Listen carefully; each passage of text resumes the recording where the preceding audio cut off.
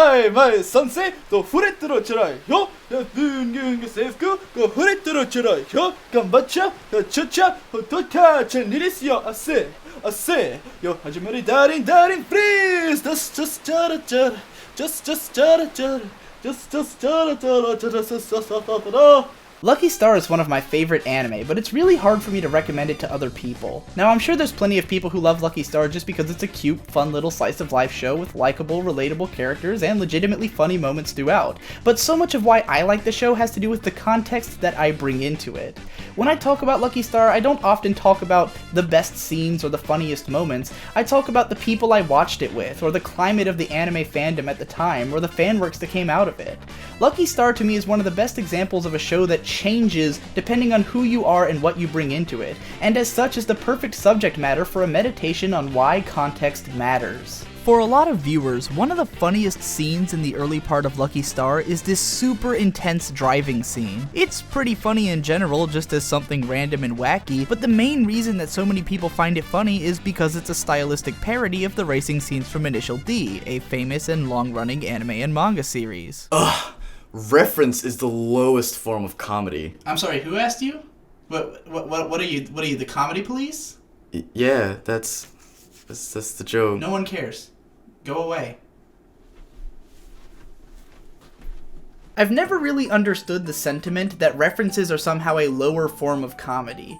Yes, they will inherently have a more limited appeal because if you don't get the reference, you might not find the joke as funny. But if you do get the reference, then a well-placed reference can not only be hilarious, but even create a sense of culture and connectivity between the audience and the work. And I don't think every work should be trying to appeal to the broadest possible audience, but they should be trying to appeal to the audience that they want to appeal to on the deepest possible level. And sometimes making references can make something appeal to someone on a more relevant level than ever before. Lucky Star is pumped full of references at pretty much all times, but all of those references have a purpose. The show is about the daily lives of 4 high school girls and their friends, and typically a person's everyday life is full of cultural nuggets and references. There's a reason that period pieces always contain nods to things that were relevant to the time period they take place in to set the stage, and Lucky Star is essentially a period piece for the year 2007. Nowhere is this more apparent than in the characterization of the hardcore otaku character Konata, who constantly makes references to anime, games, and cultural terms which were relevant to otaku at the time. Back when Lucky Star came out, much ado was made about the show's constant references to the melancholy of Haruhi Suzumiya. Not only was Haruhi animated by the same studio, but the voice actress who played Haruhi, Aya Hirano, also played Konata, which led to some incredible meta moments when Konata goes to see a live performance by the Haruhi voice actors, which was a real event that actually happened,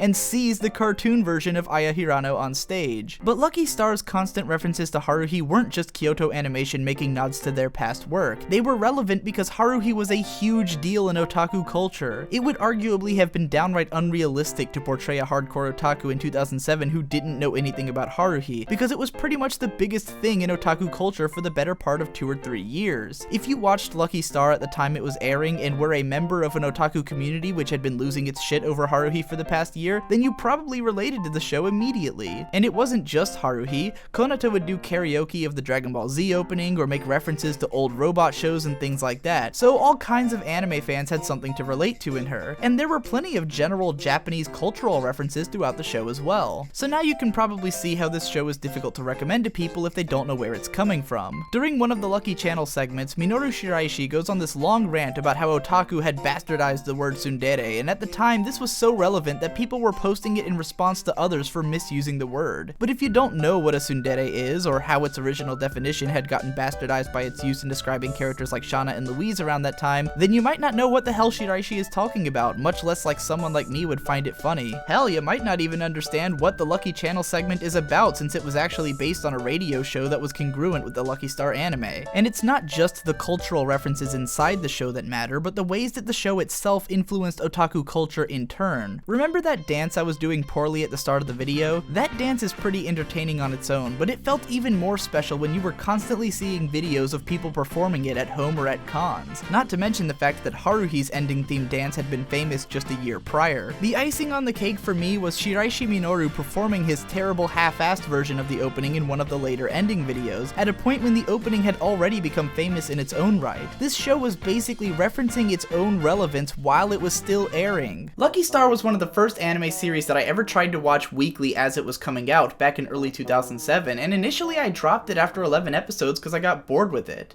Even when I completed it months later after it had already finished airing, I just wasn't that into it, but over time I started seeing all this fan art and all this cool doujinshi and just other great fan creations, and the show took root in my mind. So by the time that I rewatched it in 2008, it actually ended up being one of my favorites. Which brings me to the subject of personal context as well. Oftentimes the reasons we love a show have to do with the context in which we watched them previously. For some people, scenes like the Shiraishi Minoru rant might seem dated and irrelevant, but to me it invokes nostalgia for the anime fandom as I experienced it back in 2007. Lucky Star lets me reminisce about my early days as a hardcore otaku back when that word meant a lot to me, when the life of collecting figures and DVDs and manga was as big a deal to me as it was to Konata. It's like a time capsule of how I saw otaku culture in 2007. But there's also the more literal context that I watched the show in. Back in 2007 and in 2008 when I marathoned the show, I did so with my best friend, whom I actually met because he came to school one day with a little Lucky Star booklet thing.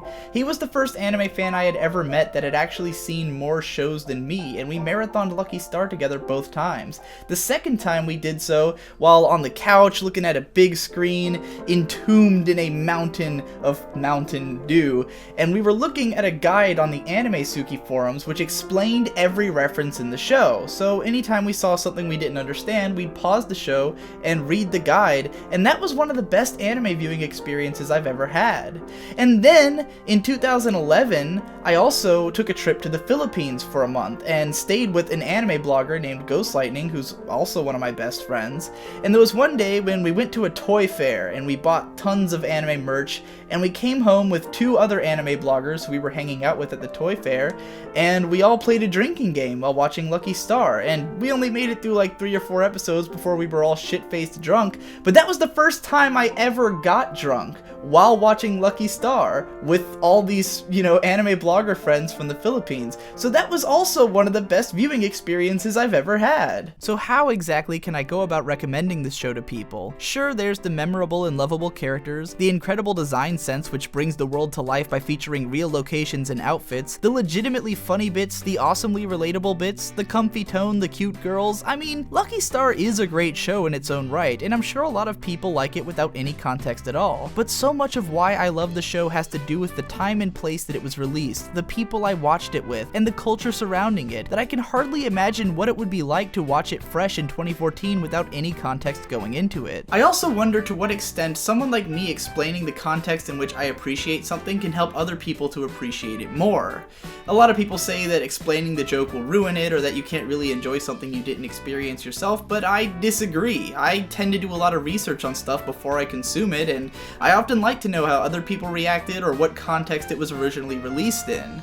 Now, I'm not saying that me talking about my experiences watching the show in the Philippines are going to help you to enjoy it anymore, but I do think that maybe if I sat down with someone and explained things that were going on in the show to them, and they were the type of person who's receptive to that kind of thing, maybe it would help them to enjoy it more.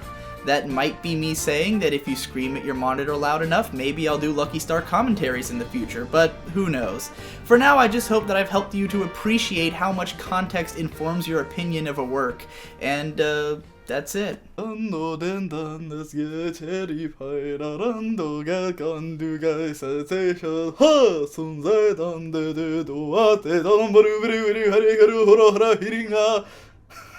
I don't know.